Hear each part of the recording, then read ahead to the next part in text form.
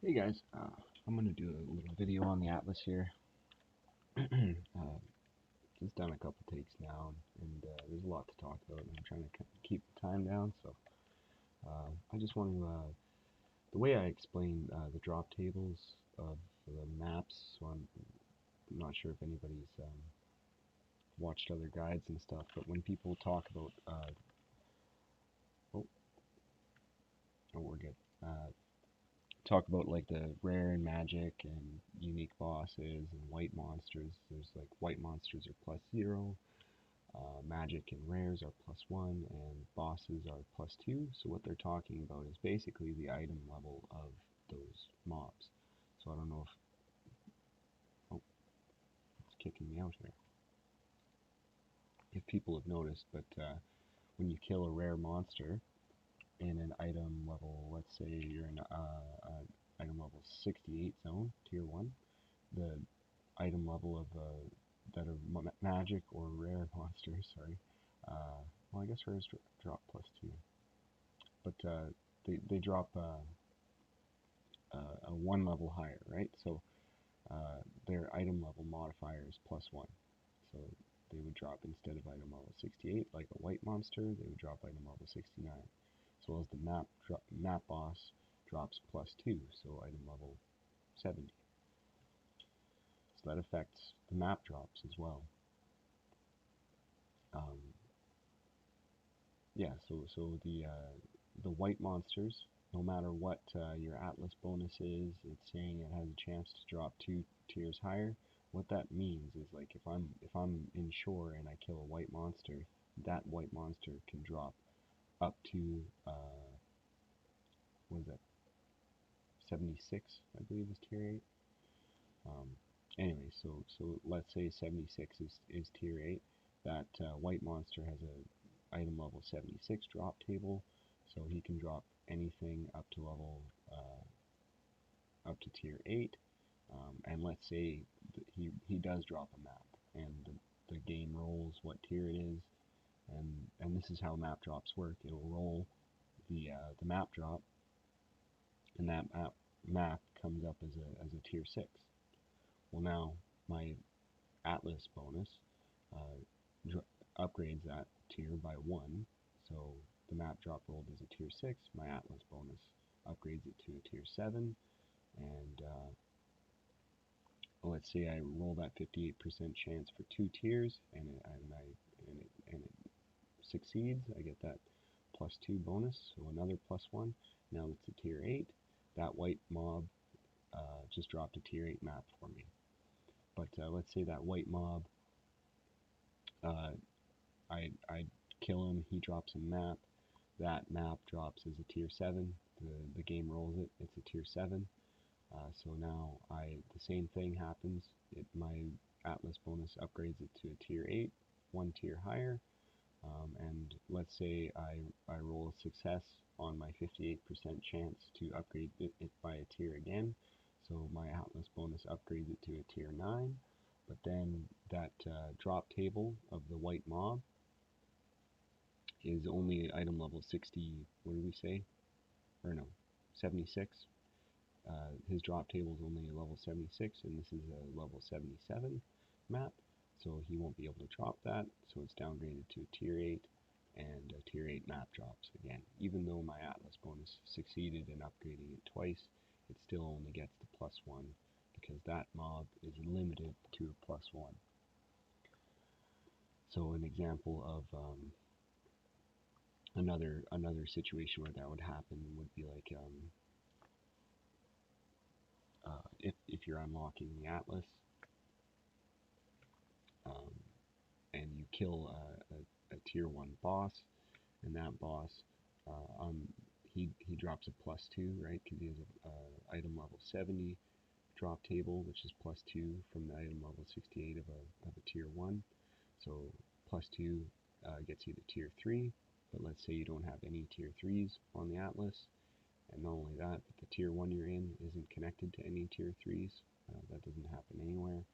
So there's no connection to the tier of map that he's trying to drop.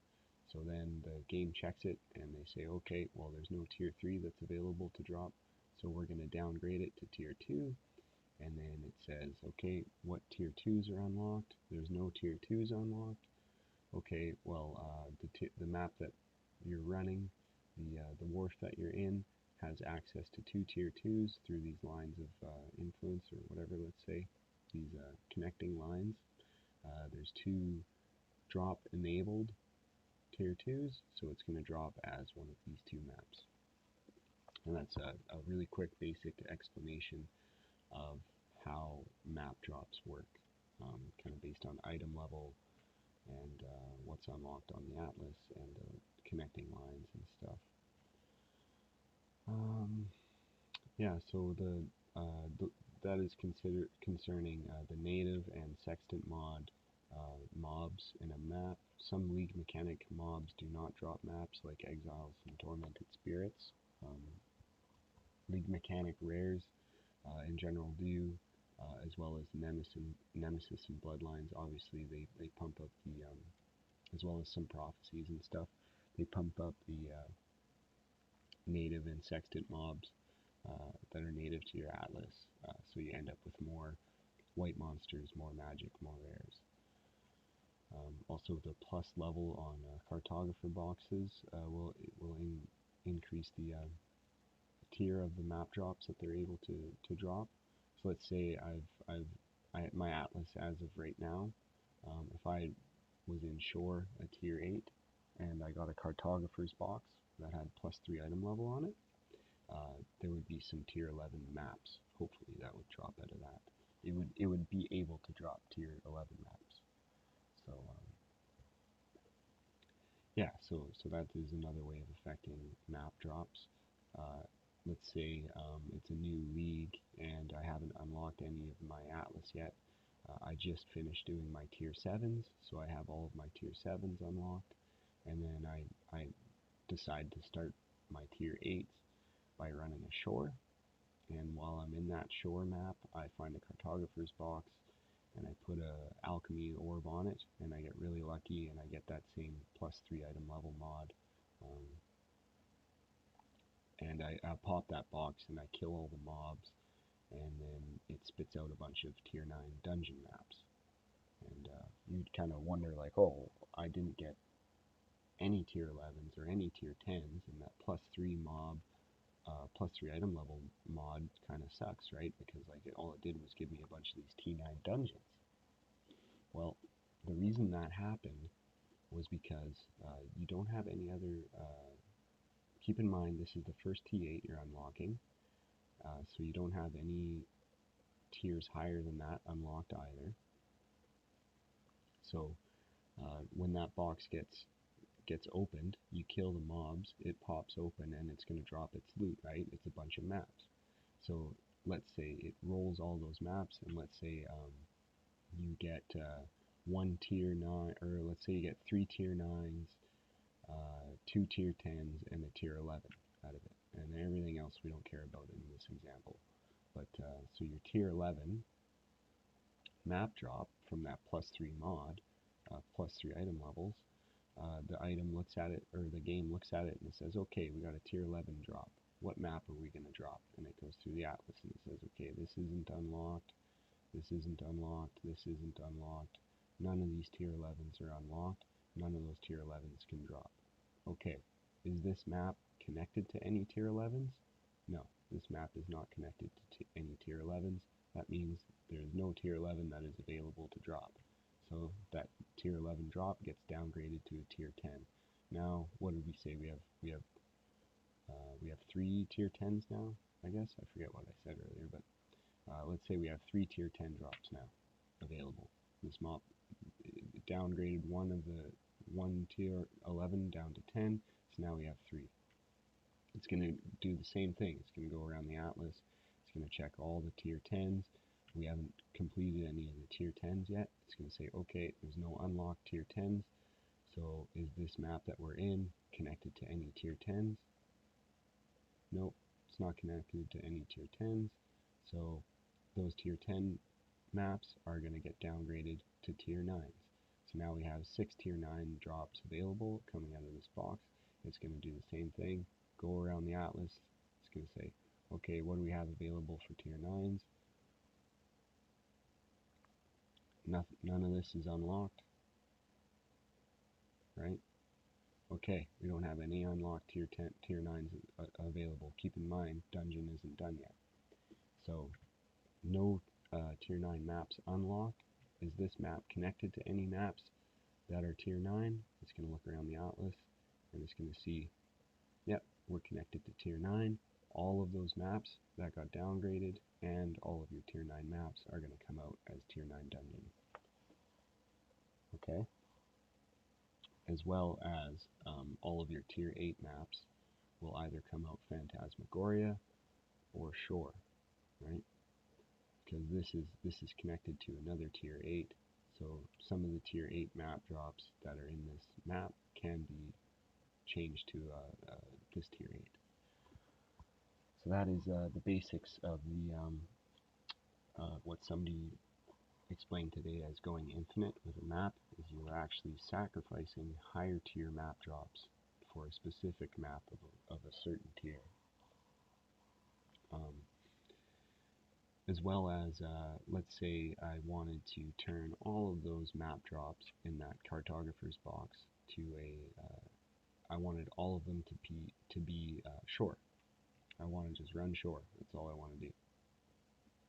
So, excluding the cartographer's box, let's say I'm running maps, I'm killing mobs, right?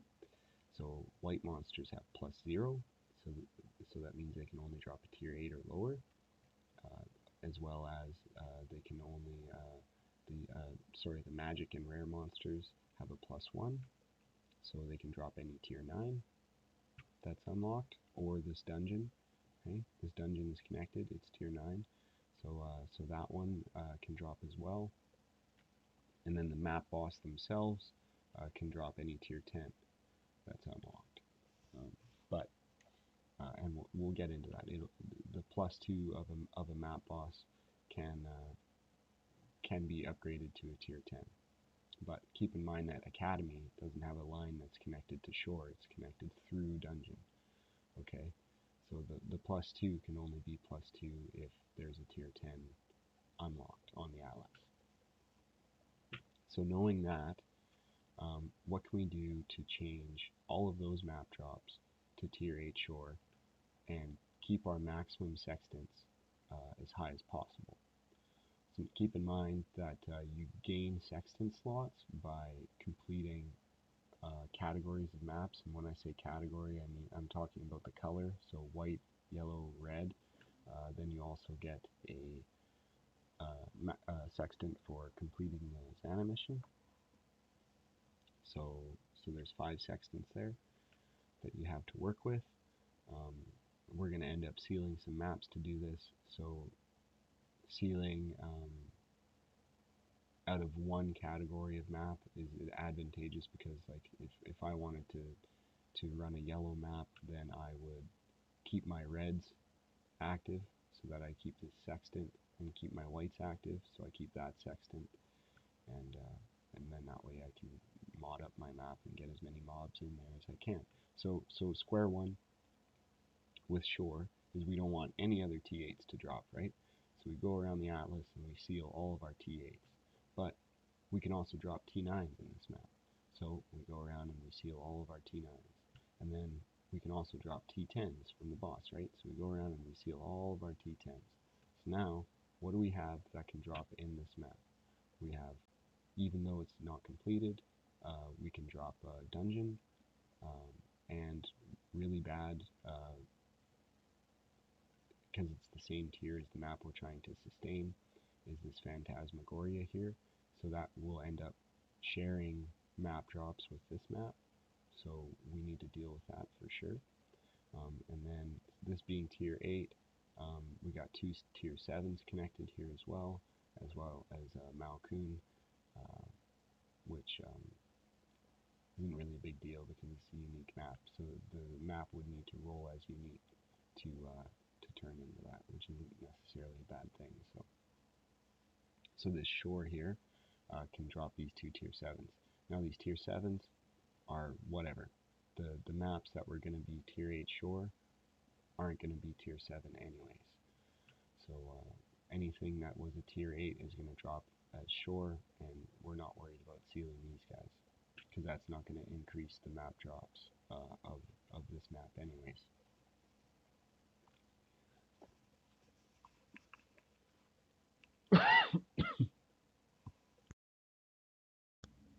Sorry about that.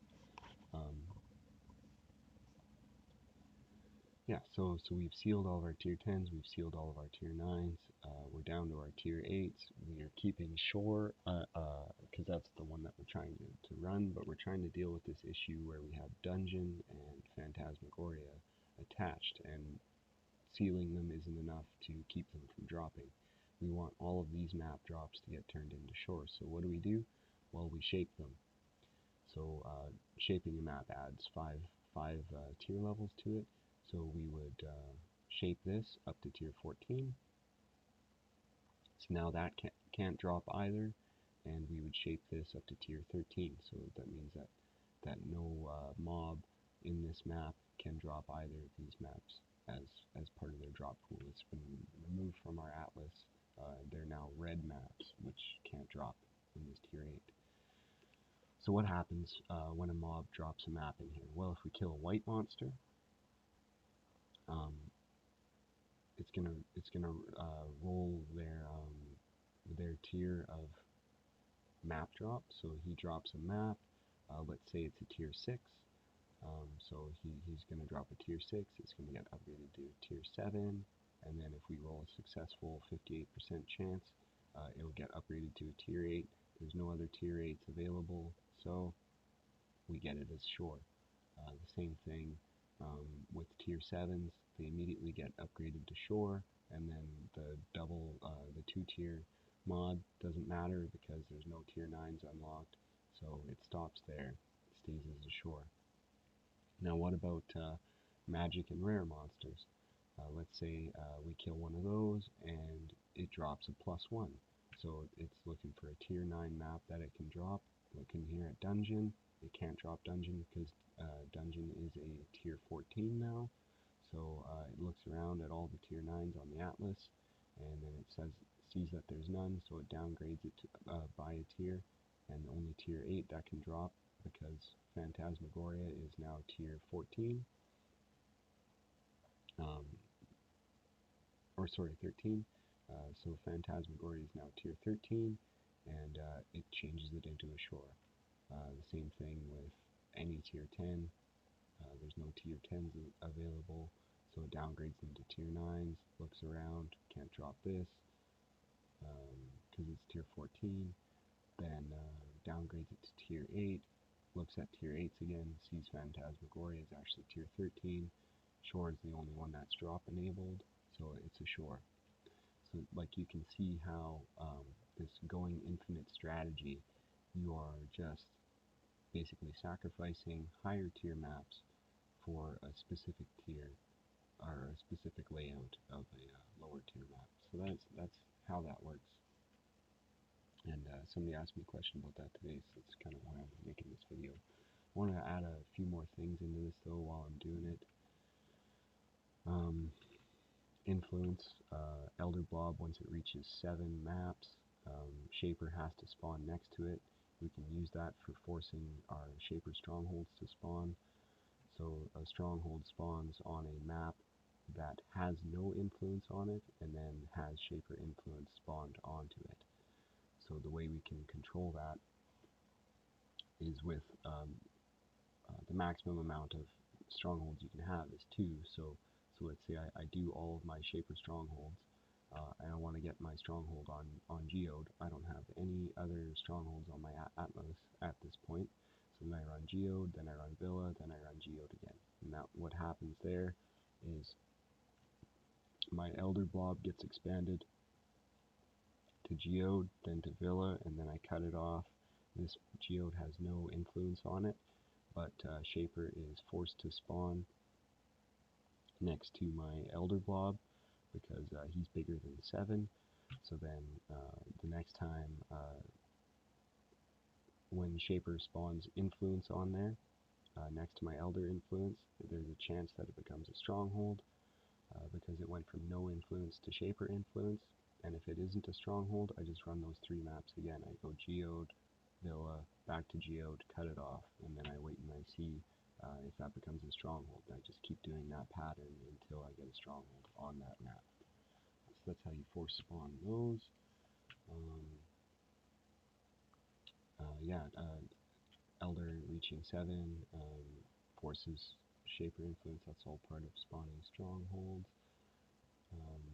When you cut Elder, the larger number will stay. So like right now I have 5 Elder maps. If I was to run Crater, I would lose this side of my influence. I would no longer have Haunted Mansion or Crater, and I would have Ashenwood, Sulphur Vents, and Pier. With my Elder Blob, if I wanted to increase my Elder Blob to 7 maps from this point, let's say I wanted to get my Elder down to Armory and Desert here, if I ran either of those maps, nothing would happen. So what I would need to do is I would need to run Spider Lair and then Burial Chambers, and then that would expand my Elder Blob to 7 maps, and then I would get Shaper influence here and here, and then I would be able to run those maps to expand my influence into this corner. Also, once your Elder influence reaches 20 maps, Elder spawns. You'll have a certain amount of time to interact with Elder. I think it's like 10 or something maps. So if I spawn Elder, let's say Elder's here and his Guardians are on these 4 maps, and then I just start running maps over here, and I do like whatever 15 or 20 maps, and then all of a sudden my Elder Blob is gone. Because when Elder despawns, he takes all of his influence with him. Whether you defeat him or not, then I lose all my Elder influence, and yeah, I start from square one. Now, a way of working with that to move your Elder Blob around. Let's say I want to do this strategy that I have here, and I had to do this to get this strategy set up. It's like my Elder Blob was up over here, right? So rather than running all these maps to move him down here and cutting him off and stuff the whole way, all I did was completely remove my Elder influence off the map, and then I just started running tier 2 maps. And then Elder is sitting over here waiting to spawn onto the Atlas. When he decides to spawn onto the Atlas, when he does that, he spawns onto whatever tier of map you ran when you made him spawn. So if I'm running a tier 2 map, and I want him to spawn down here, the reason I'm running tier 2 instead of tier 1 is because in this corner there's a tier 1, one tier 1, there's a tier 1 in every corner. But there's only one tier 2 here, and there's only one tier 2 here. There's 2 tier 2s here, and 2 tier 2s here.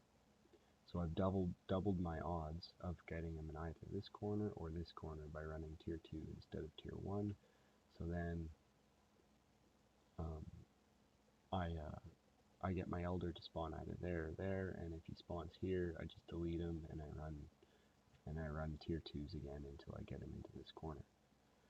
So that's a couple tips for getting Elder to spawn where you want them. The same thing works for for inside the circle here. If you're trying to do Uber or something, you just keep running Guardian maps or whatever you're trying to do. Yeah, you just run that to your map until he spawns. Yeah, I think we've talked about everything now. Oh, there is a bit of a crazy thing here that people have discovered, and I've done a few examples of it now because this is not the first time I've done this video, so I don't have any Vol Orbs left to actually show an example of this. But so what I've done is I corrupted a bunch of, and I did this with Colosseum too, because I corrupted a Colosseum and it turned into a siege, and I corrupted a primordial box and it turned into coves. So one of the outcomes with corrupting maps is you get +1 to a tier. But an important thing about the +1 mechanic is that it can't just turn into any +1. And I'm not sure if this is intentional or not, but there's these quadrants to the atlas, hey? So you can see how a good way that marks them is this T8 is connected to this T8, this T12. You see how like there's maps of the same tier that are connected to each other.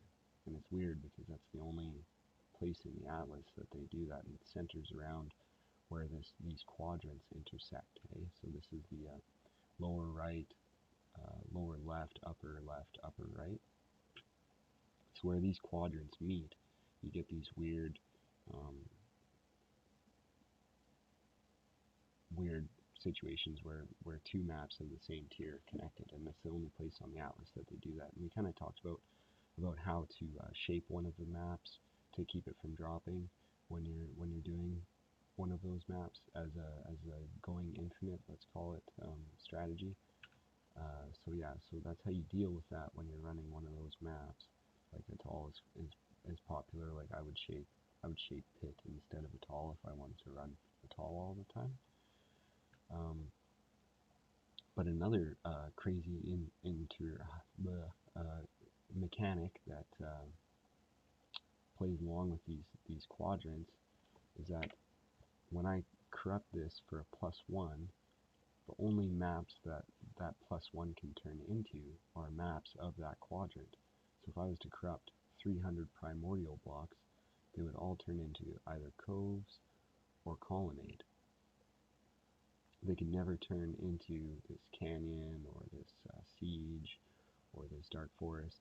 They're never going to turn into a map from a different quadrant. And now, what's really important about that is when you start trying to maximize your Atlas bonus. Um, Ball Temple is one of the maps that you're going to want to get, and I think Ball Temple, the only way you can get it is by corrupting a tier 15, getting a +1, or it was back in the day anyways. Like you could only get Ball Temple by corrupting a tier 15 map. I'm not sure if you can get it with Horizon Orbs, using Horizon Orbs on Guardian maps. I've never gotten a Ball Temple that way. They've always changed it to another Guardian map. I'm pretty sure Ball Temple has to be corrupted. So the only way you're going to get that is like, well, there's div cards as well, but is with the Dark Forest. You're only going to be able to corrupt Dark Forest into Vol Temple, because the tier 15s from the other quadrants will never be able to turn into that because it's in a different quadrant. So that is a weird interaction with the corrupting and the quadrants. We talked about that. Yeah, as you complete the Xana quest sheet, it gives you higher tier maps for sale. And yeah, I think we've covered just about everything I wanted to in this video, so I hope everybody learned something, and thanks for watching. Okay, bye.